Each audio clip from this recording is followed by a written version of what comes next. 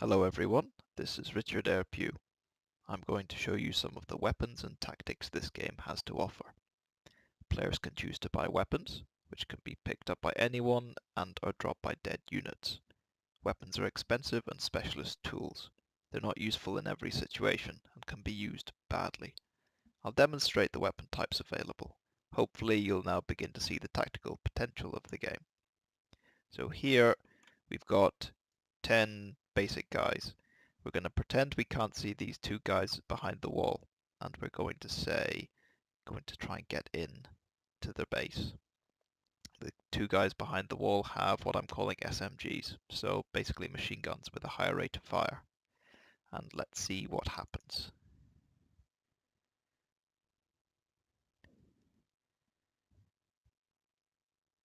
So they don't survive very well at all.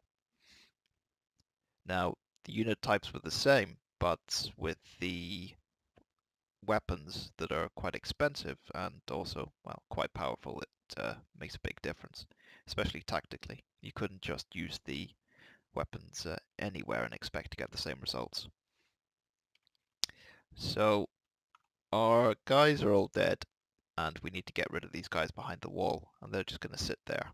So one thing we can do is use an artillery, which is quite useful to have at the top of a building because it can shoot out. Let's see what happens. As you can see, it's got a mortar-like trajectory. Thought that was quite nice. And you can also see the importance of walls tactically, that the only thing that can shoot over them is the artillery, but most soldiers can't shoot through them, and they shouldn't be able to see through them. Well, we'll get to fog of war eventually. The other weapon you can get is, I'm calling it an RPG. Basically, it does a lot of damage. So here we've got some more advanced soldiers guarding this side of the base. So we send 10 of our basic ones.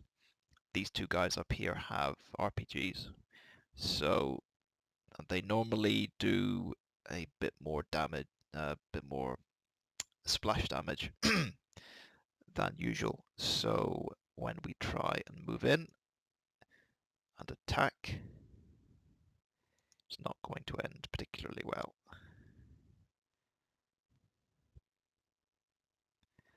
Although I've just noticed that guy isn't doing anything for some reason. But let's ignore that and pretend everything worked. Yay! So that can be incredibly defensive as well, to put guys in the right position in terms of what floor they're on a building. And let's say we have another problem to demonstrate. So we know that somehow that the enemy is hiding a bunch of guys inside their building. So they're just waiting for someone to come through the door and they'll be shot to pieces. But we have a suicide bomb, and we're going to go in and see what it can do.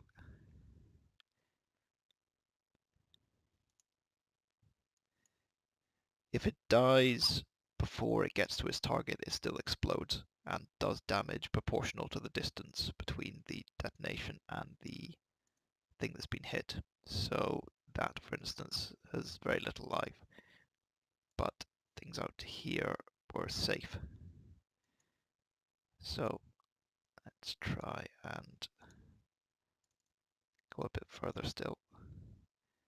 Oh, and everything's dead. So there's lots of different tactical possibilities available in the game. Hope you enjoy that.